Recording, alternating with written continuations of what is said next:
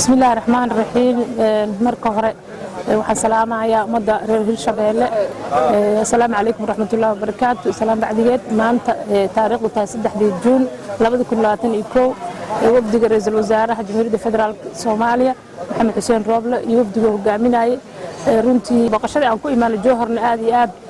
runtii noo farxad gelinaysa iyo sida aan maaragtay ugu kora galnay wabigii xaaladihiisa iyo fatahaadaha oo runtii fatahaada aad iyo aad u dhibaato badan ku saameeyay umada reer Hirshabeelle qaasatan reer Jowhar inta hadda aan soo kormeerno diyaaradda ku soo dulmarnay intii aan soo aragnay wabigii iyo maaragtay caratuurka la suubiyay runtii dhibaato badan haysato waxaan codsan lahaa umada Soomaaliyeed meel walba joogto inay u gargaaraan dadka masaakiinta oo beeraha falanayeen oo 3 sano la soo dhaaftay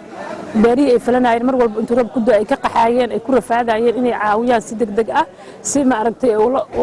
ula qabsadaan insha Allah sanadka dambe ilaahay idinkiisa waxaan rajaynayaa sanadka dambe inay maaragtay dawladda federaalka iyo dawladda maamulgoboleedka Hirshabeelle inay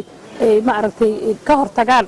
si diyaar garoobaan insha Allah maanta noogu ekaato safarkan haduu ilaahay yiraahdo waxaan ka codsanayaa qurba joogta ganacsatada reer Hirshabeelle meel walba joogaan dadka masaakiinta danyarta in loo soo gargaaro aad iyo aad muhiim noogu tahay annaga hadaan caawinin cid kale oo caawinaysa malaha marka waxaan rajaynayaa baaqaas insha Allah inuu idin soo gaari doono ra'iisul wasaaraha iyo wafdigiisa aad iyo aad ugu mahadcelinayna hadaan nahay sanataradii Hirshabeelle ama reer Hirshabeelle hadaan nahay